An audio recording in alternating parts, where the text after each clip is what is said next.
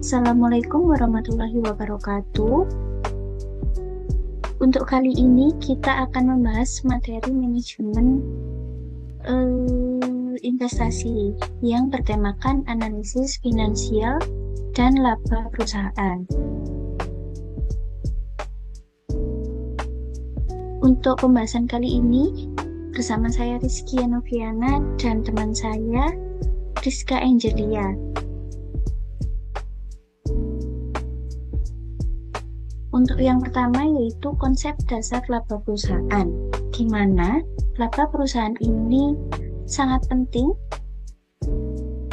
dan merupakan faktor krusial dalam menilai nilai saham dan potensi imbal hasil investasi.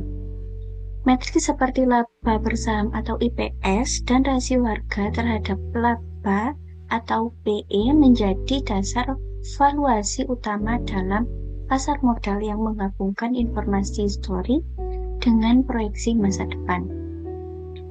Untuk laba akuntansi, diakui sesuai standar akuntansi, menghitung pendapatan dikurangi biaya eksplisit seperti biaya produksi, gaji, dan depresiasi tanpa mempertimbangkan biaya peluang investasi alternatif.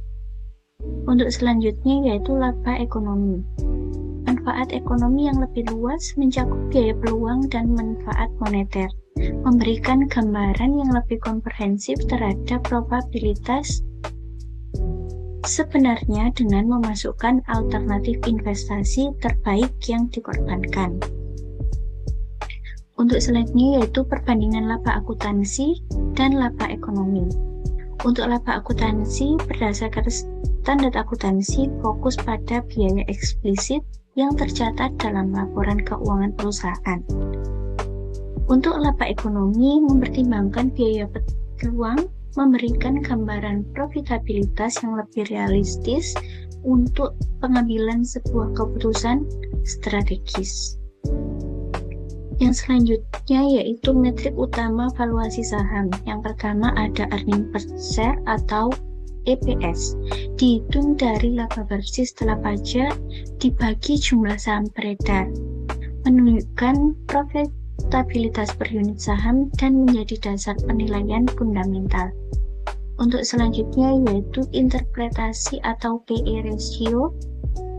PE yang tinggi menunjukkan ekspektasi pertumbuhan tinggi, sedangkan PE rendah bisa menandakan saham undervalued atau mengalami tantangan bisnis. Untuk selanjutnya yaitu price earning ratio, di mana harga rasio pasar saham terhadap EPS mengindikasikan seberapa banyak investor bersedia membayar untuk setiap unit laba perusahaan. Konteks dan variasi. Interpretasi harus disesuaikan dengan konteks industri dan mempertimbangkan trial EPE atau histori terhadap forward PE atau proyeksi di masa depan. Untuk selanjutnya yaitu analisis price earning ratio. Formula dan interpretasi PE dihitung dengan membagi harga pasar saham dengan earning per share atau EPS. Contohnya, jika harga saham 200.000 dan EPS yaitu 10.000, maka PE rasio adalah 20. Ini berarti investor bersedia membayar 20 kali lipat dari laba tahunan perusahaan per tahun, di mana rumus PE rasio sendiri yaitu harga saham dibagi earning per share atau EPS, di mana mencerminkan ekspektasi pasar terhadap pertumbuhan dan kualitas laba di masa depan. Untuk selanjutnya akan dibahas oleh Mbak Lia. Adalah faktor penentuan kebijakan dividen. Yang pertama adalah laba yang dihasilkan, yang mana tingkat profitabilitas perusahaan menjadi basis utama dalam menentukan kemampuan untuk membayar dividen kepada pemegang saham secara berkelanjutan. Yang selanjutnya adalah kepuasan investasi. Rencana ekspansi, pemeliharaan aset, dan pengembangan bisnis mempengaruhi alokasi laba antara dividen dan reinvestasi untuk pertumbuhan perubahan.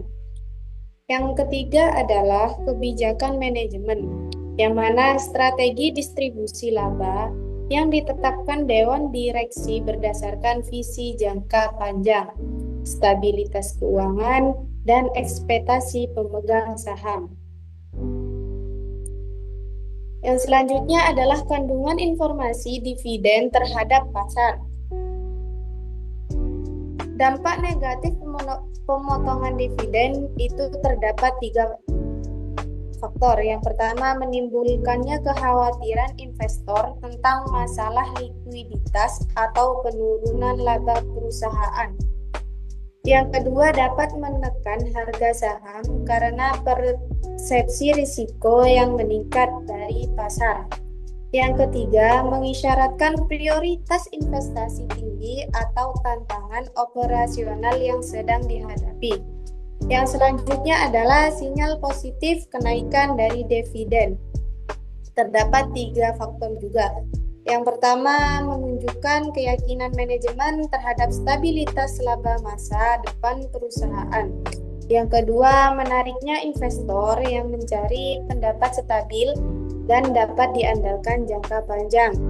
Yang ketiga, mengidentifikasikan kondisi keuangan yang sehat dan prospek bisnis yang optimis. Yang selanjutnya, integrasi analisis fundamental dan teknikal. Analisis fundamental mengevaluasi nilai intrinsik saham berdasarkan kondisi keuangan dan faktor ekonomi makro, yaitu untuk menentukannya prospek jangka panjang perusahaan. Terdapat 3 bagian, yaitu analisis laporan keuangan meliputi profitabilitas, likuiditas, dan struktur modal perusahaan yang komprehensif. Yang kedua, evaluasi faktor makro seperti inflasi, suku bunga, dan siklus ekonomi yang memengaruhi kinerja. Yang ketiga adalah penggunaannya metrik seperti ROE, yaitu margin laba bersih, dan rasio likuiditas untuk penilaian keuangan. Yang selanjutnya, analisis teknikal, yang mana berfokus pada pola pergerakan harga, volume transaksi, dan indikator pasar untuk mengidentifikasi peluang perdagangan dan timing yang tepat. Terdapat 3 bagian, yaitu analisis pola grafik harga dan tren pergerakan saham dalam berbagi waktu trading. Yang kedua, penggunaan indikator teknikal seperti moving average, RSI, dan MACD, yaitu untuk sinyal perdagangan. Yang ketiga, identifikasi waktu optimal, yang mana untuk masuknya dan keluar posisi berdasarkan momentum pasar saham. Selanjutnya yaitu studi kasus. Yang pertama dari PT Astra International Tbk, yang merupakan konglomerat otomotif Indonesia dan sering digunakan sebagai studi kasus analisis finansial karena diversifikasi bisnisnya. Pada tahun 2020 sampai dengan 2022, pandemi COVID-19 menyebabkan penurunan laba bersih sebesar 15% akibat dari gangguan rantai pasok, tetapi rasio ROE tetap di atas 20% berkat efisiensi operasional. Perusahaan memulihkan laba melalui ekspansi kredit dan diversifikasi ke sektor alat berat, menunjukkan ketahanan finansialnya. Yang kedua yaitu dari PT Bank Sentral Asia Tbk atau BCA, yang menjadi contoh klasik untuk analisis laba perbankan di Indonesia. Pada tahun 2021, laba bersih BCA mencapai 28,6 triliun meski pada peningkatan kredit macet didukung oleh rasio kasa 80% dan NPL rendah di bawah 20%. Studi ini mengilustrasikan bagaimana manajemen likuiditas mempengaruhi profitabilitas. Dan yang terakhir yaitu dari PT Telkom Indonesia Tbk yang menghadapi tantangan transformasi digital yang mempengaruhi laba. Pada tahun 2023, pendapatan menurun hingga 5% karena kompetisi fintech, tetapi EBITDA margin tetap 45% melalui investasi infrastruktur. Kasus ini ideal untuk menganalisis dampak strategi bisnis terhadap laba dengan data laporan keuangan yang tersedia di situs BEI dan dapat diakses secara umum.